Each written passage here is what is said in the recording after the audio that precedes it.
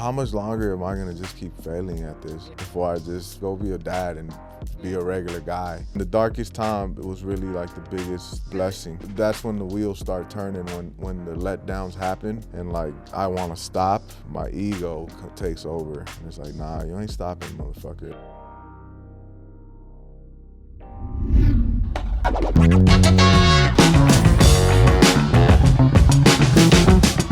All right, here we are. Get Busy podcast. How you doing? Thanks for GUAP. having me. Yes, Ladies man. love you, I hear. Ladies love me, apparently. That's what they say.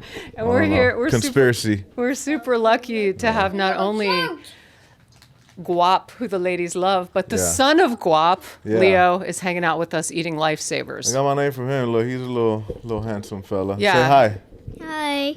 Hey, man, how are the Lifesavers? They good? Pretty good?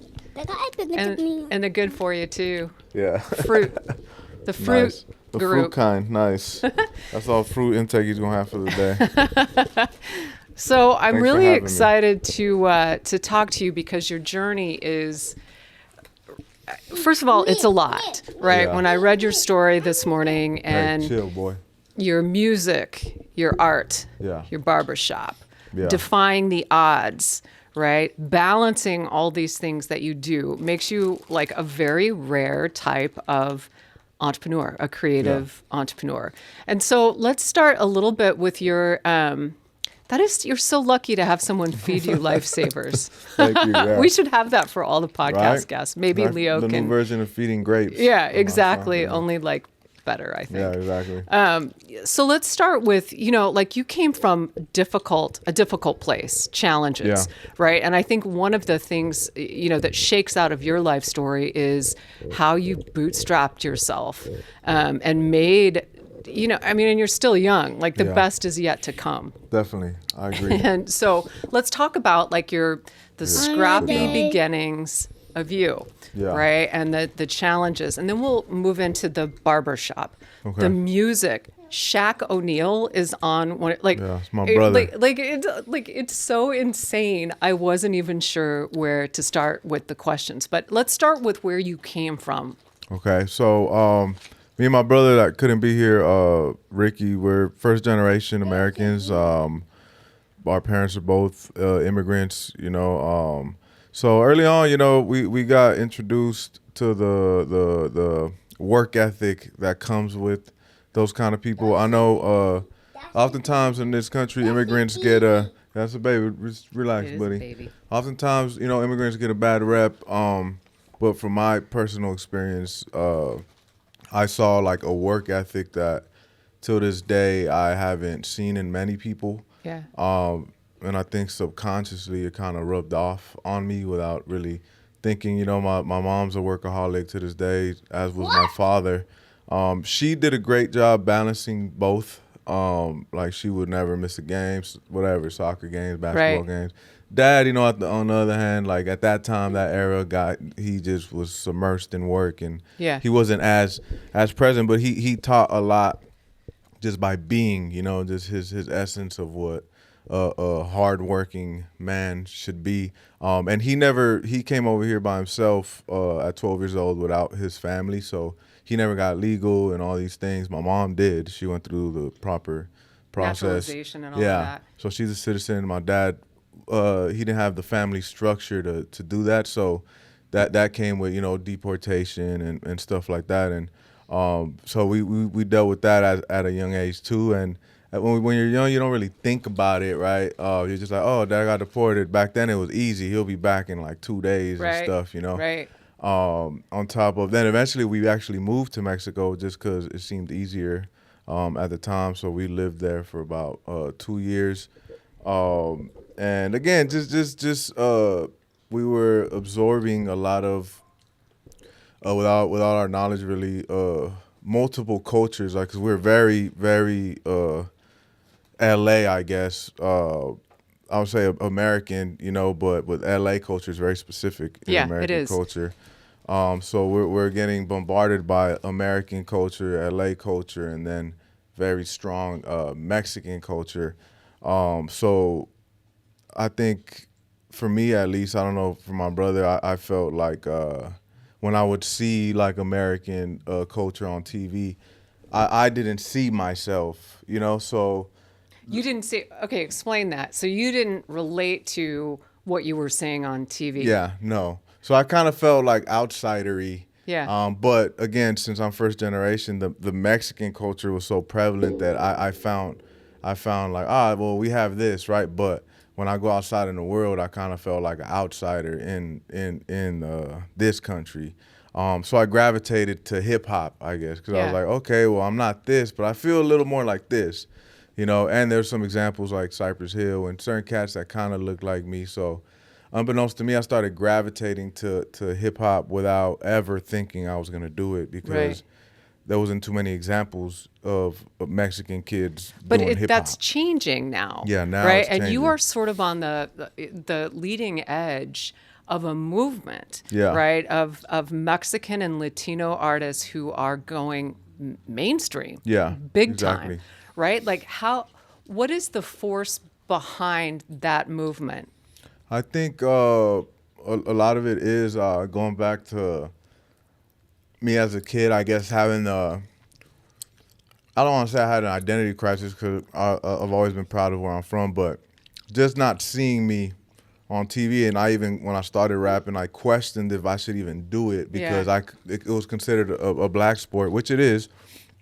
But then Eminem, ironically, I was like, oh, there's this white kid doing it. Yeah. He's pretty fucking good, and everybody loves him. So that kind of gave me like the confidence to do it, and that's why our name Coyote, is subliminal because if you know what a coyote is. Yeah. On the It's border? like people that bring Mexicans to this country, right, illegally. So symbolically, I mean, having dealt with that when we were kids, you know, saying my dad being deported and having to hire coyotes back then. He's in Mexico now. That's another story, but he ended up getting deported again in 2011, and he just stayed over there. But How does that even work? Right? Like, that inspired our name, the 2011 deportation. Years later, then, because we created it in 2019, that inspired our name, just because we wanted everything we do to at least subliminally be representing like our culture, being Mexican American kids Right. and what we've had to deal with, even if people don't know, because the Yeah. animal's pretty cool. And it has symbolism in its own, being the underdog. Like coyotes are a nuisance, you know. People glorify the wolf, but not so much the coyote. So Right. it's multi-symbolic. But going back to your question, I just wanted to show the next generations that we could compete at the highest level in anything we want to do, whether it's hip hop or business or writing. yeah, Yeah, writing. you're a writer. Yeah, creativity. I don't have to be the no disrespect to like my cholo homies and the what people usually think of a Mexican from LA, but I want other kids to be like, you don't have to fit into that mold. You don't have to be a gang member. You don't have to like. Again, some people are born in unfortunate circumstances and they find love there, so I completely understand it.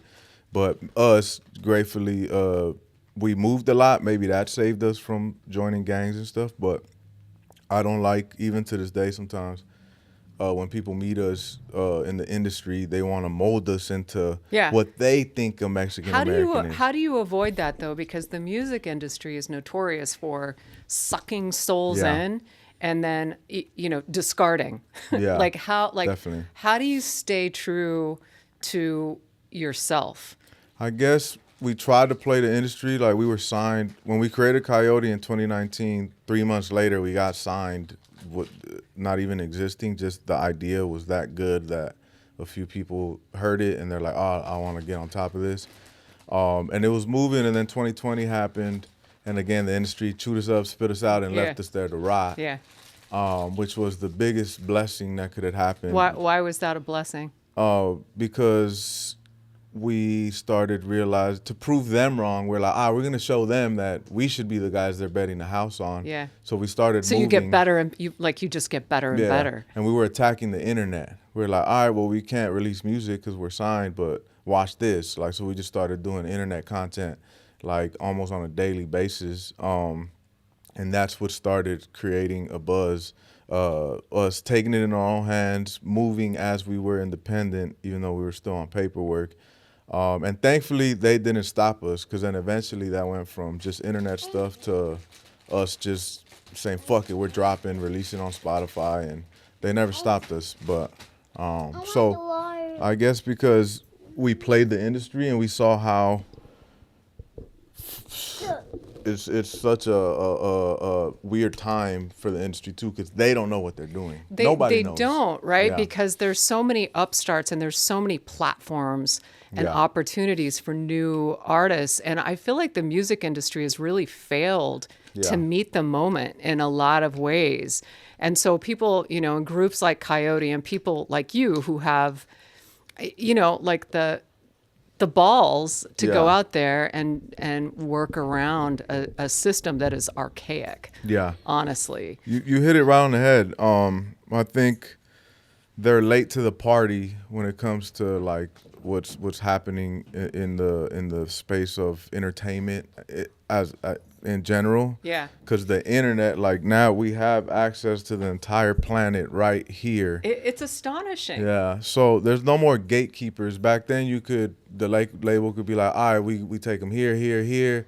Those were the platforms. Like, pay whoever you got to pay. They play the music, and then Right. boom, you force feed. But they haven't really moved away from that model, Exactly. right? And Yes. so they're getting left behind. But They're losing whatever, a lot of money. Yeah, and opportunity, and really, like your music and your writing is it's very important, Yeah, right? Because thank you. it's zeitgeist, right? Yeah, and you exactly. speak for a large population in this country and around the world, I Yeah. assume as well. Definitely. And so like you have a fearlessness to your personality and to your music, and I've listened to some of them very quickly this morning Yeah, because yeah, I know, it's right, all like it was good, kind of yeah. last minute. Yeah.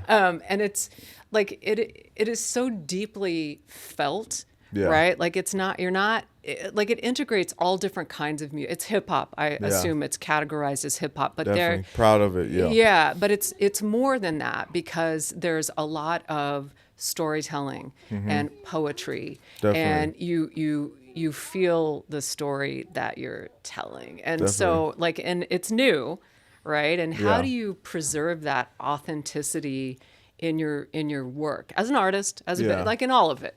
I think life, my biggest inspiration is life or stuff I'm going through, and ideas that just hit you out of nowhere. Like I'll be at a barbecue with my brother, and then a song will play, and then we're like, ooh, and then we'll just get an idea right there, and then we just try not to forget it. Yeah. So I would say something that helps me is I always have my antennas open to receive a concept or a creative idea, because you can't just sit down and be like, all right, today I'm gonna make this. Like you can, but rarely does it get executed the way you want it.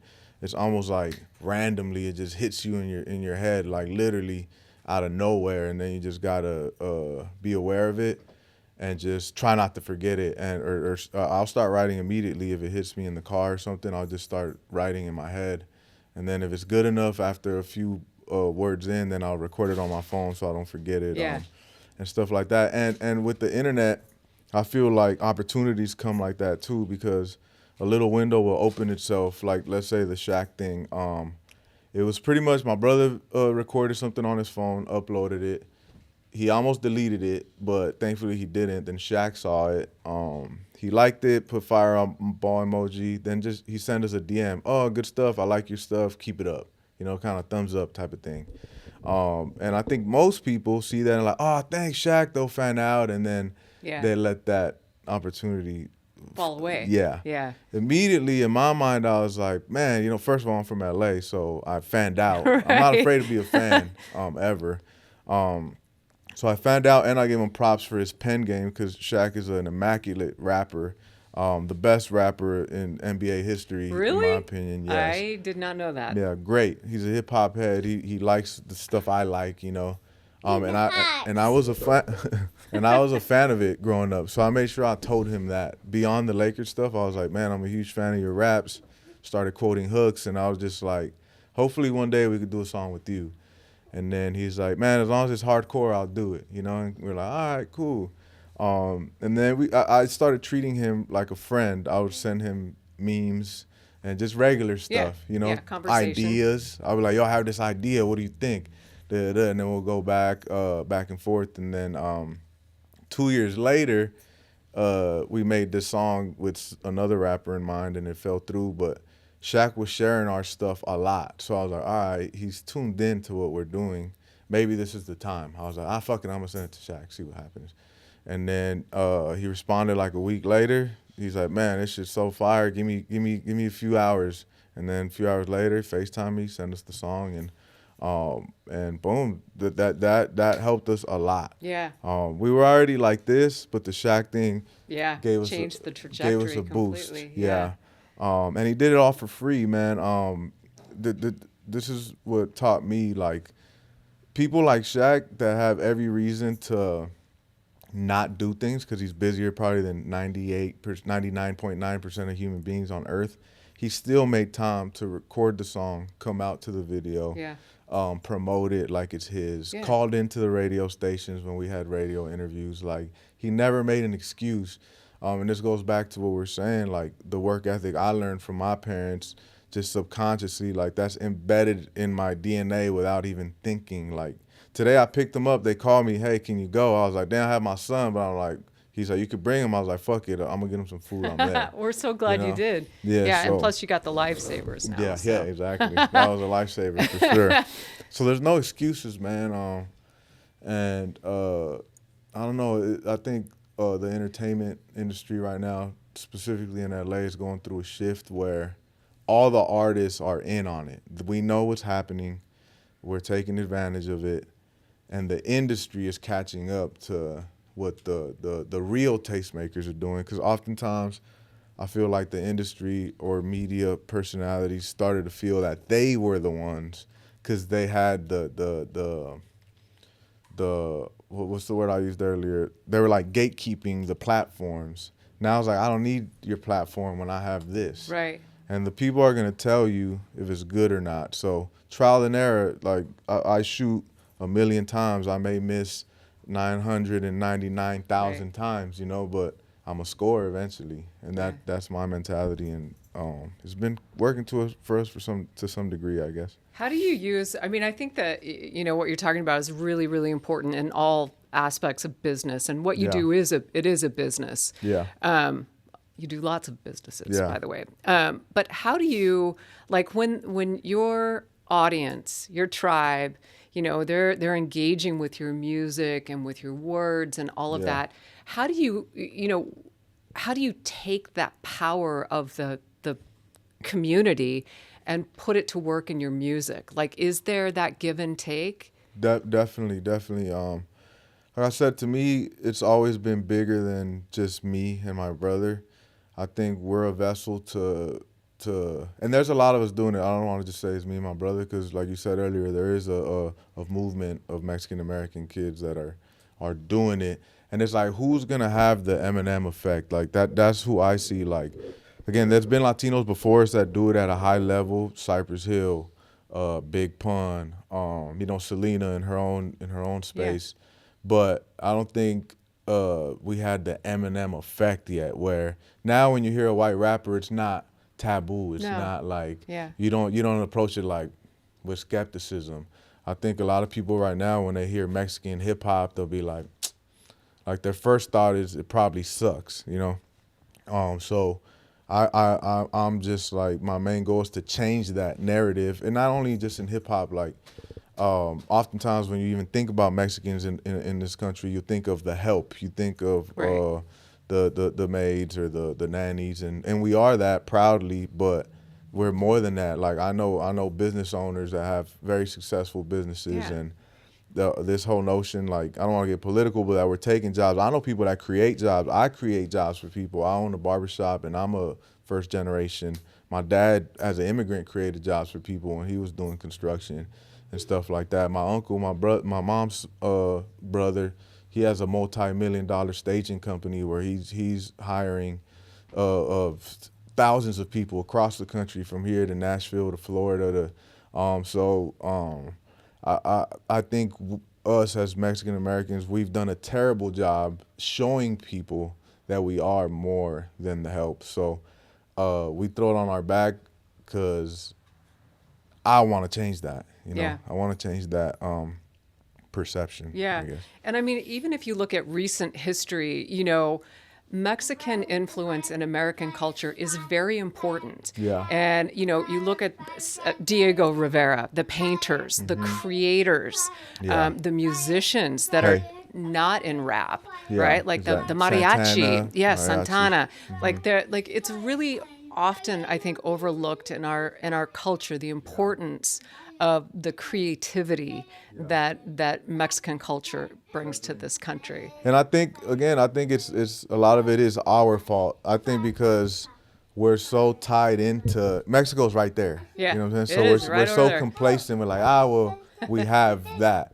But again, like we rarely think of the effects on like our kids growing up here. 'Cause at the end of the day, we're American. I'm not Mexican. Right. I'm American. Right. So I want the future generation to see that all of it is possible. Like not just this, whatever, acting, podcasting.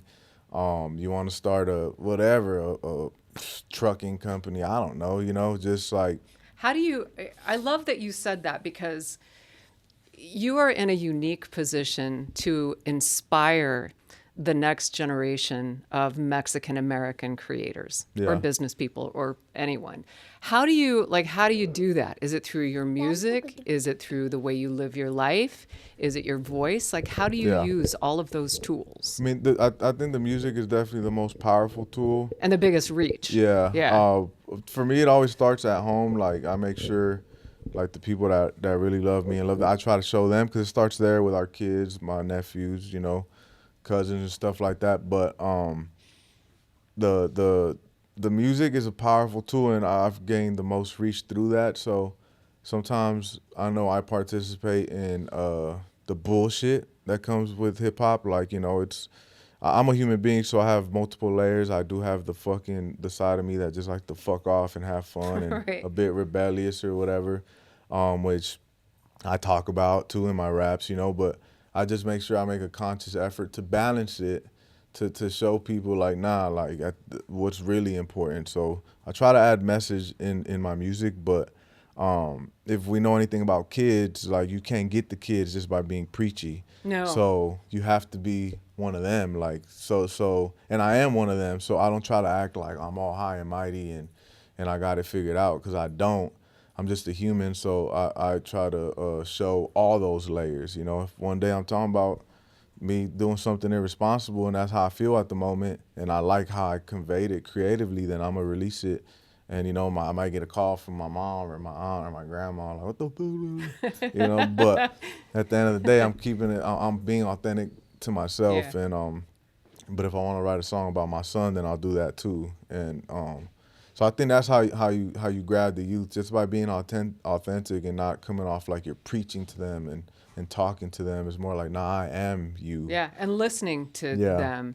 What about, when you're in your position, you're going to have haters, Yeah. trolls, Yeah. all the mean spirited things. How do you deal with that part of your work and your business? It adds fuel to the art, man. I'm being left out or being talked about in a negative way. Like, I mean, sometimes it's entertaining, sometimes it's funny, and I'll engage with it sometimes, just for shits and giggles. But it adds fuel, the doubters, the naysayers, more so people that are within the sport, like that talk bad about you. Those people, you're kind of like, all right, watch this, But it comes with the territory, and that actually helps the message spread more. Let's say if you post something and it's all positive, like, yeah, it's gonna do good, but the algorithm kicks in when people start to not like it. Yeah. And then people that like it talk shit to them, and then Right, all of a sudden right. there's conversations happening, and then the algorithm takes it somewhere else. So you kind of want the negative ones too. Yeah, that's interesting. I haven't Yeah. heard that before. And you gotta trigger emotion. Like that's Yeah. my main thing. Like when I make a piece of content, like does this trigger something? Like people fucking like it or hate it. Like I want them to feel something, you know. Right. So oftentimes it's good. I like when I start seeing the negative comments. Yeah. Yeah. It more bothers me when my peers are saying something negative. That's more like, ooh. Then That's when it gets real. Yeah. Then I feel like Jordan Game 7. Like, man, I'm about to shit on these motherfuckers, you know. Then that part comes in, which happens a lot, man. It's a competitive sport. Yeah. Rap is a sport, and we treat it as such. Especially being the Mexican kids, which I feel like right now, it's like who's gonna be the one, right? So everybody, like, we're working with each other, but we're all aiming for each other's necks too, in a competitive way. But we're all friends for the most part. How do you not sell out? Like, what is the key to I that? can't wait to sell out, man. What does it even mean when you sell out? Somebody else owns you, I suppose. Guess, yeah. Well, I think selling out could be anything, man. I mean, if you work for a job you hate because you have to pay your bills, and it's selling out, right? In a way, you know. Or like a hardcore journalist hosting a podcast. Yeah. Is this selling out in your field? I don't know. You got to do what you got to do. Exactly. You got to evolve or dissolve. So. Yeah. But again, everyone has a price. I have a family. Like, if a big ass record label will be like, man, I got 10 million for y'all right now. Like, man, shit. You know, right. I'll do it. Sell out, man. But it has to be like a ridiculous amount of money like that. Yeah. Like we get offers all the time, and to me, like, I feel our trajectory is on the up and up. So we kind of like, we don't entertain much of them at the moment. You're in a good spot. Like, you're in a really good negotiating and spot. Our barber, we have the barber shop. Yeah, let's talk about that a little bit. We skipped over the barber shop in Melrose. Yep. Yeah. So that's been a blessing. I've met a lot of relationships there. It's like a good hub of energy where that place changed the trajectory of my music career. And I think for the longest we were so focused. How did that change the direction of your music career? Meeting one person. I met one person there that planted the right seed, first of all, because I was making a killing, like 2019 and before 2020 at the barbershop, I was fucking killing it. So I got complacent, I guess. So I was just talented, but I guess I was more a hobbyist, but I didn't think so, right? Because I record every day, so I thought, because I was recording every day, I was doing what it takes to make it as an artist. But then I met this guy named Marcus Black. He's also in the entertainment business. He's on like Love and Hip Hop, sick pen game, he's wrote for many people. And he was getting a haircut by our friend Amani. And Amani showed him something I didn't like of our raps. I was like, don't show him that, right? So then I sent him something else.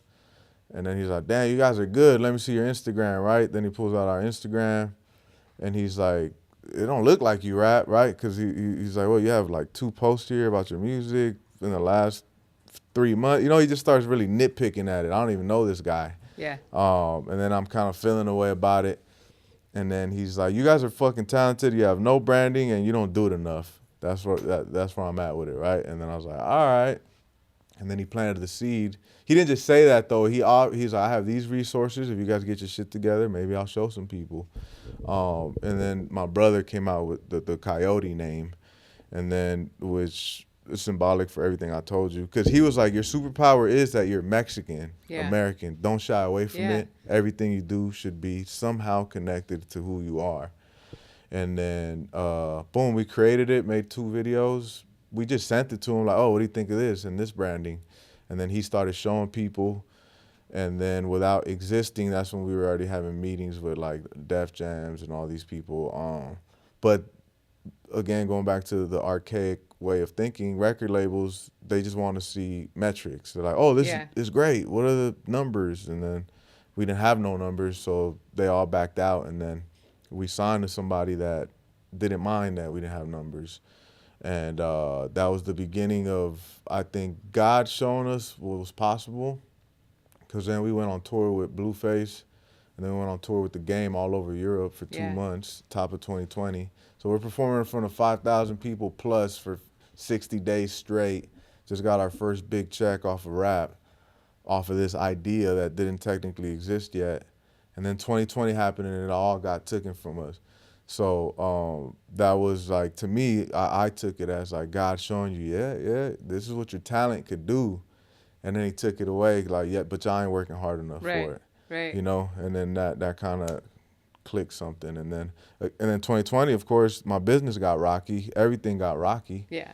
So then out of desperation, now I'm like, well, I'm already bending so much on my rap. Well, I gotta double down over here. So that's what I've been doing ever since, and I haven't slowed down since. Yeah.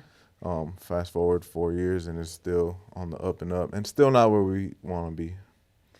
So what, going through these journeys at a young age with, accelerated pace as you've gone through these Yeah. last few years, what have been like the most significant hurdles or challenges that you have faced? Ooh, that's a good question. I guess the most difficult thing was the industry and trying to appease the industry, because you have people that probably have accolades telling you what you should do. Oh, look at this Latino artist. Oh, look at this Latino artist. Look at what this guy's doing. It's working. And then you kind of fall into it. And then you start to do that type of stuff to appease them because, hey, it worked for them. And then it fails. And then you feel worse about it because it's selling out, Yeah. and you didn't even get the benefits of it, you Yeah.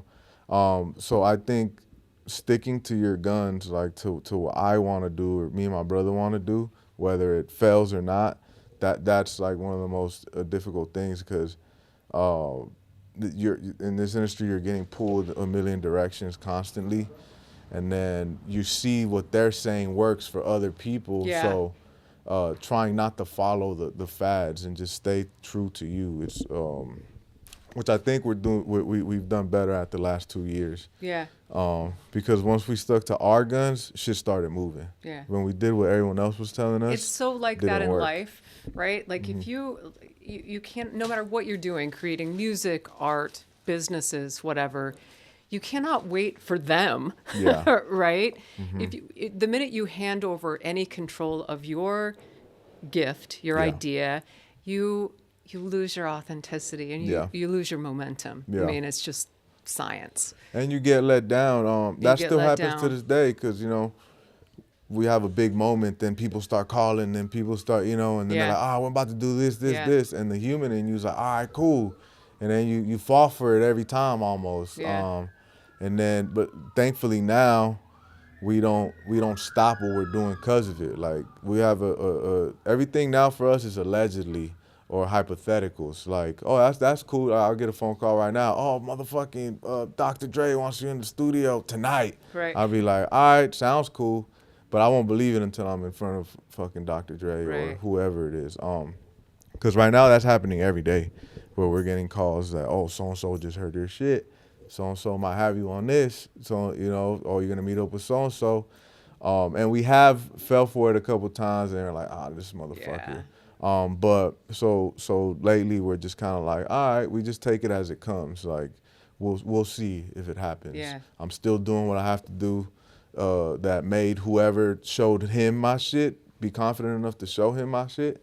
I'm gonna do what I've been doing to make him do that. So I'm not just waiting for those opportunities, even when they come. Yeah. I'm still like, well, I got to shoot this thing that I have to do. I'll pull up after or whatever it is. So that's hard, because sometimes you get hyped up. You're like, Yeah. oh, Yeah, so, and then it's just like a huge letdown. let down. Mm-hmm. What about on the other side of things? What surprises you the most about your success? Something you weren't expecting.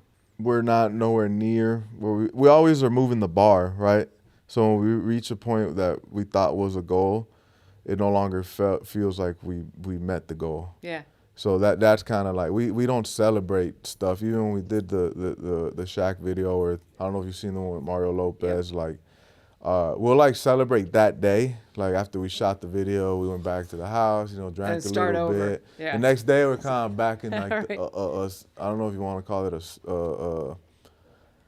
not a hump, but like I'm in a constant state of like, what am I gonna do next? Because my whole career revolves around what we do. So I always feel like, what's the next move to top that? Once you do the Shaq thing, it's like, how in the fuck What's are next? we? Yeah. So the pressure is a lot of pressure, And the closer you get, the more pressure, and the more you want to almost quit doing it. I didn't think where I'm at now that I would feel the way I feel about wanting to not do it anymore. Really? Yeah. Wait. Hold on. I don't want to do it half the time. No, wait a second. No, you've worked too hard to. That's the part. What? Why? Where did that come from? Why is that? I don't know. I think because I'm a human, and I think I've been like, the same thing that gives me the power is the same thing that makes me just want to be a regular person. Yeah. Like the constant failure. Yeah. I think I've been in a constant state of failing that sometimes I'm like, how much longer am I going to just keep failing at this? Yeah. Before I just fucking go be a dad and be a regular guy. I don't mean to be an armchair psychologist, but I feel like you have a voice that could really impact a next generation in a positive way. Yeah. And to find a way to use that voice is like that is your superpower. Yeah. You know what I mean? So on the Yeah. days where you want to quit, and we all do, like, you know, failure is just such a bummer. Like, I just think that like your work is not done. Yeah. And so you're just getting started, and it's going to suck Yeah. and it's going to be hard and you're going to want to quit. But like you are in a position right now to impact not only a movement, but you know, the quality of people's lives Definitely. through the words that you speak and Thank sing you. and rap, you Definitely.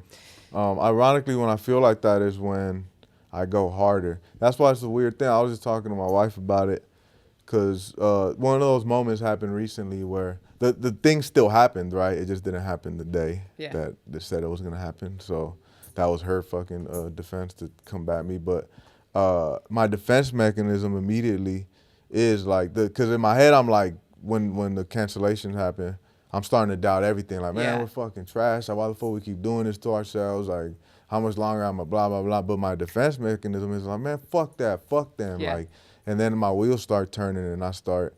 So the chip on my shoulder is to combat my deepest thought, which is like, man, just stop doing this shit. Yeah. So then the ego comes into play, and then I just become the more, I don't want to say the character Guapo, but then that guy takes over. Man, fuck, I don't need these motherfuckers. Right. So that's when the wheels start turning, when the letdowns happen, and like I want to stop. My ego takes over, and it's like, nah, you ain't stopping, motherfucker. Yeah. Like, so somehow those moments are very powerful too.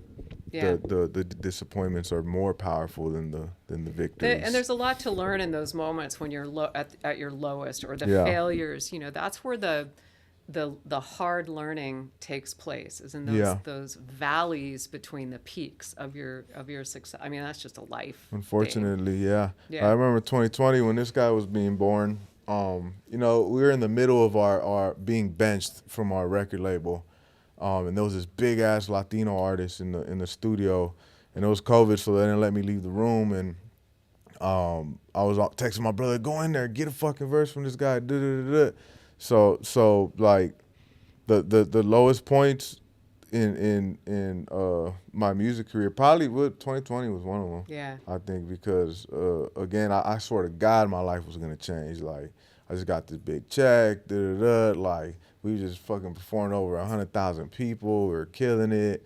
We had a top 100 song on like the rhythmic charts on Billboard. So I'm like, man, and then we were getting benched. So I couldn't even enjoy, for a large part of it, the birth of my son, because I was in such a dark place career-wise that ended up being the biggest alley-oop God could have thrown at us, because we weren't a good fit at that label. The music we were making was fucking trash at the time. So people were getting to know us off of this music that we thought was subpar. And I would have been pissed if we made it with that type of music, because now I got to do this bullshit forever. Even if you got a chance to like sell out. You know? Yeah, I think that still would have bothered me. Really? Yeah, because unless it was like fucking, you know, I heard Vanilla Ice hates that song, man. They were like, all right, so unless it's that type of hit, then I'd be like, fuck it, man. It is what it is. But again, the darkest time, it was really like the biggest blessing. Yeah. And pivot point in my career. And then I was like, fuck this. And I started attacking this little device right here. And to this day, it's a fucking blessing. I just got off the phone before we got here with Taboo from the Black Eyed Peas. He just saw one of our content. He said he's been watching for a while, and he's finally wanted to reach out, and he wants to plug us with, like, you know, his whole team, Will.I.Am, and I say yes. yeah, no, I already did. Yeah, and you never know who's watching, man. You never know who's watching. Yeah, You know? he started saying stuff that we were doing like a year ago, and he's like, I just finally felt it was the moment to reach out to you guys, and I was like, man, thank you. Are we like, breaking news here? Yeah. I literally just Do we happened just right get a before. scoop? Yeah, Write this man. down. Shout We out just to got a Taboo, scoop. man, from Black Eyed Peas, man. That's really Another awesome. Latino. You know, kind of in closing, first of all, I feel like I, you know, won the lottery getting to spend time with you this Thank morning you. and with Leo. Likewise, also. it was a therapy session. I Yeah, guess I no, needed. sorry, I didn't mean to like do the whole business mentor thing, but you Nah, it know, was like needed. as we were talking earlier, you know, like your parting words, like what, like, if there's out there somewhere a 10-year-old Mexican American going through the same experiences you went through, who has these dreams, and you know, or really anyone, what advice do you, how would you inspire this next generation? You work hard, first of Yeah. all. Like, That's I think the that biggest is the one. big lesson, is that this did not come to you. You fought for this, Yeah, right? still fighting for it. Yeah. It's if you can't. I heard Redman say some real shit one time when it comes to making it as an artist, at least, because it's unarguably, I think the hardest way to make a honest living is through art. It's impossible. It's probably harder than winning the lottery. It's impossible. So if you want to be an artist, this got to be the first thing you think about when you wake up. I never stop thinking about it. Yeah. But I not only think about it, I really work at it every day. I invest a lot in it. Like almost every dollar we made last year in rap was invested 100% back into it. We didn't see $1 of rap to our pockets. So invest highly, invest your time. Be yourself. Don't follow the fads. Don't be something that you feel you have to be. Being a Mexican American kid, if you are that, it's cool, you know. But don't be scared to color outside the lines, and just stay true to yourself. Be good to people, because when you're good to people, they're good to you. This is a relationship business. If you're a shithead, it's not gonna work. And yeah, just head down, work, think about it, manifest it, and work for it. And God's gonna give you the windows. You just gotta jump through them when they present themselves. Yeah. Yeah. And work hard. Work hard. But That's I the think most the main important thing. This has been a theme since I've been talking to people in LA. Like, don't be an asshole, Yeah, right? Like, it just don't. goes a long way. Yeah. And a lot of people are assholes in this industry. And again, I said this recently. It works when you're on top, but once you start coming down and you're an asshole, then Yeah. it's over People with. don't you know? forget. Yeah. So. Exactly. I wish you so much Thank you. success and Thank good you. luck and everything that you want. It's just Appreciate a joy it. to get to Likewise. talk to you. Likewise. Thank Yeah. you. Thank really you. enjoyed it. Yep. Thanks, Leo. Wake up. So you're welcome. Wake up. It is.